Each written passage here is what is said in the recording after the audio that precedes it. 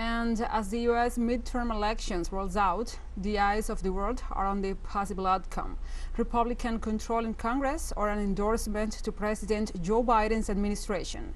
To discuss on the topic, we invite activist Yahmir Chabur, who also is a media analyst.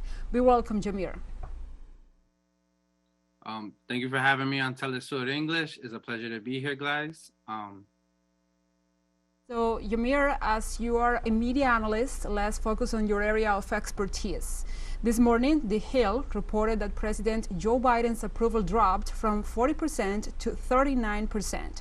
That's just a percentage point, but the media narrative behind it is that Biden is losing the confidence of the U.S. citizens. So how the media shaped the narrative of a possible power shift in these elections? Well, yes.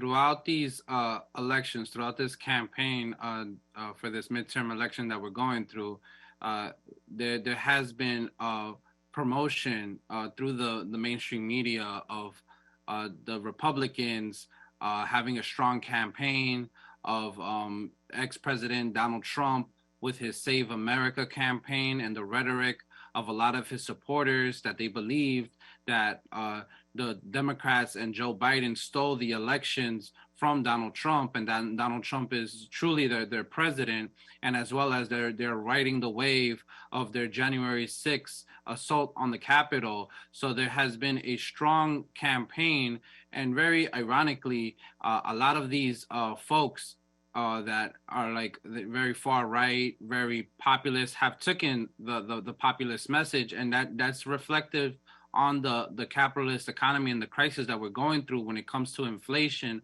of gas prices and oil, which is also a reflection on the war that's happening in Ukraine, between Ukraine and Russia, which is funded by Joe Biden's administration and which was propagated by Biden's administration. So as we see, there's a very high chance that a lot of Trump and his supporters might be victorious in these elections, in these midterm elections, which would create a different balance in power within the U.S. Congress, the House, and the Senate. Yes, so talking about other media, not only the major outlets, also, social media. Yesterday, Elon Musk, who not only runs space technology and the industries, but also just bought Twitter, said he backs Republicans, he endorses the Republicans in these elections. So how social media and the big consortiums come to play in these elections?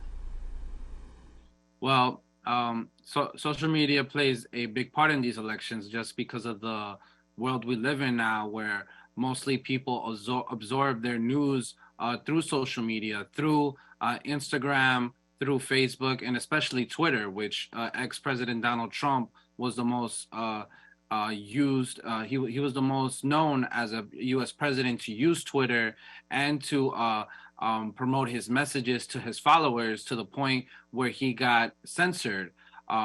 But as we see right now, there has been massive campaigning on the Trumpers, the Republicans, the far right, through these social media platforms, in order to create this narrative of them talking about that they need to save America from the Democrats, because the Democrats are enabling all this insecurity, all this criminality that's happening, and they're allowing undocumented immigrants to flock the U.S. borders, and I'm just speaking in their context, that basically how you had massive waves of immigrants, and you had these Republican governors in Texas and especially in Florida, Ron DeSantis, that threw all these immigrants that came from Venezuela, Haiti, Colombia, Central America on buses to northern democratic states like New York, as a way of protesting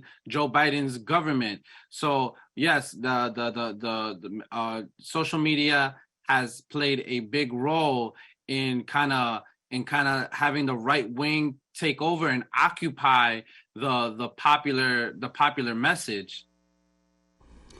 So thank you, Yahmir, for your time here. Thank you for having me. Okay, it's always a pleasure.